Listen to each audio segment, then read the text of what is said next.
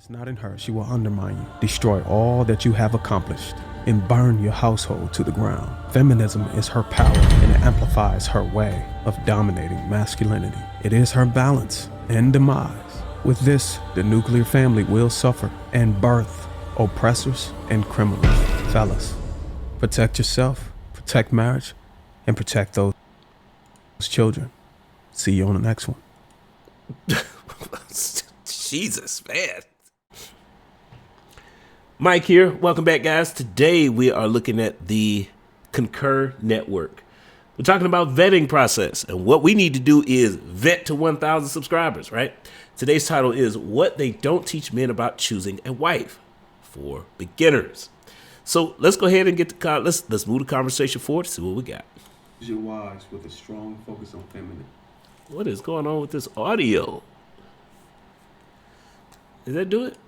If femininity is in her, she will maintain fitness and nutrition to be healthy, beautiful, and appealing to you. It is delicacy, and it is instilled in her prior to saying hello. It is not forced in her against her will. It is a part of who she is. If it is not in her, she will eat recklessly, gain weight, blame anxiety and depression to be excused from being appealing to you. It is laziness, and it is instilled in her during her childhood. It is an example that was passed down to her. It is a part of who she is. If femininity is in her, she will maintain her demeanor and elegance by showing poise and control during challenging situations. It is gracefulness, and it is instilled in her from her father. She witnessed this behavior during her childhood. It is her way of staying in character while navigating life's obstacles. If it is not in her, she will be combative, angry, and bitter when things don't go her way. It is resentment, and it is instilled in her during her childhood. She endured abandonment, disappointment, and hostility. This is her fight or flight method when dealing with experiences. If femininity is in her, she will understand how to empathize her emotions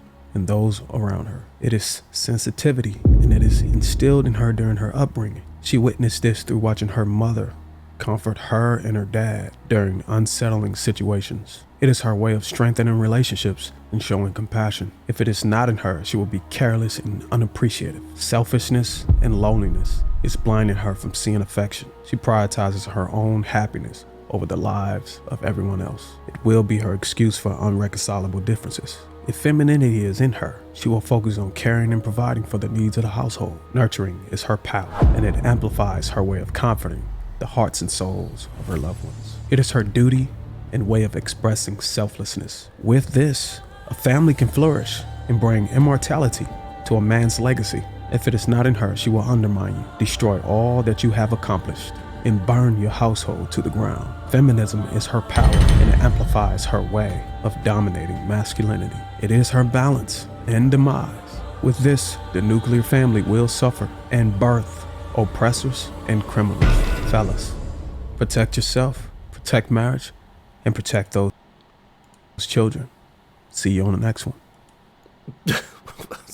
Jesus, man. Okay, this is I didn't want to pause it because he was on a roll there, and I kind of wanted to get the full effect of it. But there is a lot to unpack here, and shout out to him. I think he goes by the name Bruiser, because I've seen him on the Lapeef Network, right? That's what let me hear.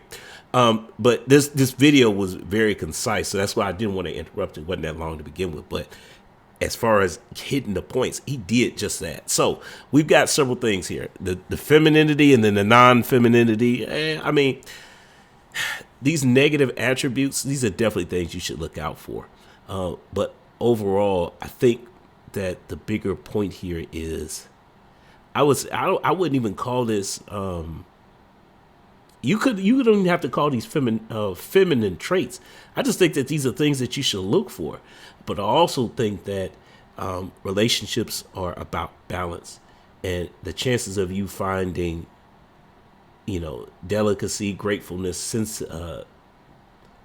all these positive qualities in one woman that has none of the negatives, that's not realistic.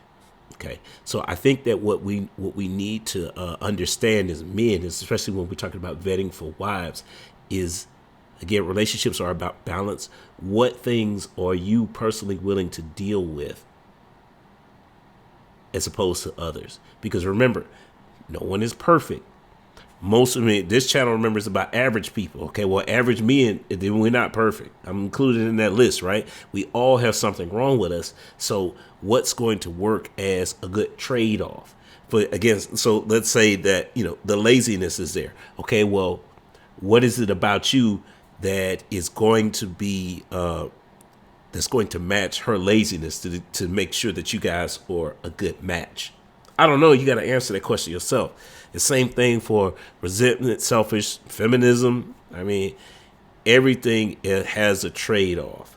And again, for most men, we have to figure out what things are you willing to work with. I still stick with what I said.